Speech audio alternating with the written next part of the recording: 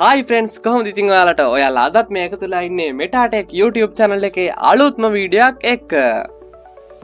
ඔන්න ඉතින් මම අදත් ඔයාලට අලුත්ම කරුණු කිහිපයක් කියලා දෙන්න. ඔයාලා thumbnail එකේ දැක්ක විදිහට අද මම ඔයාලට කියලා දෙනවා PC කියන්නේ මොකද්ද? ඒ වගේම computer කියන්නේ මොකද්ද කියලා.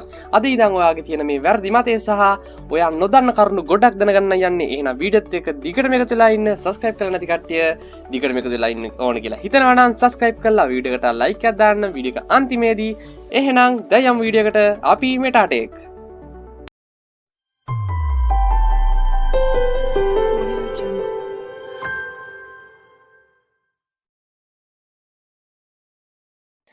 හරි දැන් මම පළවෙනියෙන්ම කතා කරන්න යන්නේ PC කියන එක. ඊට පස්සේ මම කම්පියුටර් කියන එක කතා කරන්න.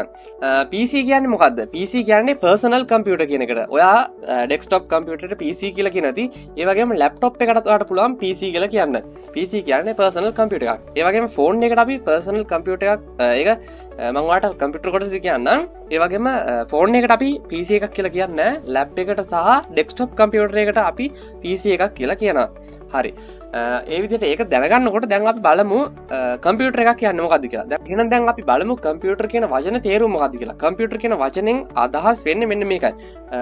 අවුට්පුට් එකක් දෙන, ඒ කියන්නේ ඉන්පුට් එකක් අරගෙන ප්‍රොසෙස් වෙලා අවුට්පුට් එකක් දෙන යම්කිසි උපාංගයකට තමයි යම්කිසි බුද්ධි මට්ටමක් තියෙන, ඒ කියන්නේ මොලයක් වගේ ගන්න නෙමෙයි. යම්කිසි බුද්ධි මට්ටමක්. ඒ කියන්නේ ඉන්පුට් එකක් අරගෙන ප්‍රොසෙස් කරලා අවුට්පුට් කරන්න පුළුවන් යන්ත්‍රයකට තමයි අපි කම්පියුටර් එකක් කියලා කියන්නේ. දැන් ඔයාගේ කම්පියුටර් ඩෙස්ක්ටොප් කම්පියුටර් එක ගන්නකො. ඒක ඉන්පුට් එකක් දෙනවා ඔයා. ඊට පස්සේ ඒක ප්‍රොසෙස් වෙනවා ඇතුළේදී. ඊට පස්සේ අවුට්පුට් එකක් ලැබෙනවා. ඒ වගේම ලැප්ටොප් එකත් ඒ විදිහටම වැඩ කරන්නේ. ඉන්පුට් එකක් දෙනවා අපි කීබෝඩ් එකේ මවුස් එකෙන් හරි මේ මොන ආකාරයකින් හරි ඉන්පුට් එකක් දෙනවා. ඒ වගේම ඇතුළේදී ඒක ප්‍රොසෙස් වෙනවා කම්පියුටර් ඇතුලේ. ඊට පස්සේ අපිට අවුට්පුට් එකක් ගන්න පුළුවන් සොෆ්ට් කොපි එකක් හරි හાર્ඩ් කොපි එකක් විදියට. ඊට පස්සේ දැන් ෆෝන් එක. දැන් ගොඩක් කට්ටිය හිතන් ඉන්නවා ෆෝන් එක කම්පියුටර් එකක් නෙමෙයි කියලා. ඔයා මතක තියාගන්න අද ඉඳන් දැනගන්න ෆෝන් එක කියන්නේ කම්පියුටර් එක. ඒ කියන්නේ වෙන OS එකක් තියෙන සයිස් එකෙන් අඩු අතේ අරන් යන්න පුළුවන් හැමතැනම අරන් යන්න පුළුවන් පොඩියට හදලා තියෙන කම්පියුටර් එකක් තමයි ෆෝන් එක කියන්නේ. ෆෝන් එකෙත් ඉන්පුට් එකක් ලබා ගන්නවා, ඇතුලේ ප්‍රොසෙස් වෙනවා, ඊට පස්සේ අපිට අවුට්පුට් එකක් ලබා දෙනවා. ශබ්ද විදිහට ලබා දෙනවා. තිරෙන් අපිට අවුට්පුට් එකක් ලබා දෙනවා. එතකොට ෆෝන් එක කම්පියුටර් එකක්, ඩෙස්ක්ටොප් PC එව්වත් කම්පියුටර්. ඒ වගේම කැල්කියුලේටර් එකත් අපිට සාමාන්‍ය විදිහේ බේසික් කම්පියුටර් එකක් කියලා ගන්න පුළුවන්. මොකද ඒකෙත් ඉන්පුට් තියෙනවා, ප්‍රොසෙස් වෙනවා, අවුට්පුට් එකක් දෙනවා.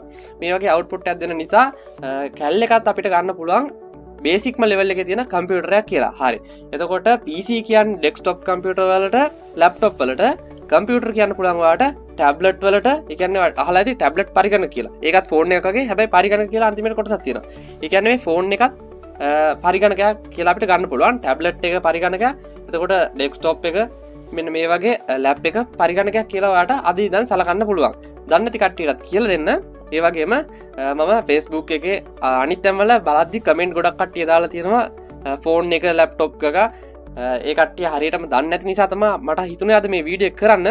එතකොට මේ ඉන්න කට්ටියට හැම එකකටම ලැප්ටොප් කම්පියුටර් ෆෝන් ටැබ් එක ඔක්කොම පරිගණකයක් කම්පියුටර් එකක් කියලා දැනගන්න පුළුවන් විදිහට තමයි අද මම වීඩියෝ එක කරේ. ඒ වගේම PC කියන එකෙන් අදහස් වෙන්නේ personal computing. හරි මේක තමයි ඉතින් අද වීඩියෝ එක. මම අලුත් තොරතුරක් හොයාගෙන ඔයාලට ගේනකම් අපේ channel එකත් එක්ක දිගටම එකතුලා ඉන්න. එහෙනම් subscribe කරලා නැති කට්ටිය subscribe කරලා තියාගන්න. අලුත් වීඩියෝ එකක් දාපු ගමන් දැනගන්න bell notification එකත් all දාලා තියාගන්න. එහෙනම් අදට ගිහින් එන්නම් අපි මෙටාටෙක්.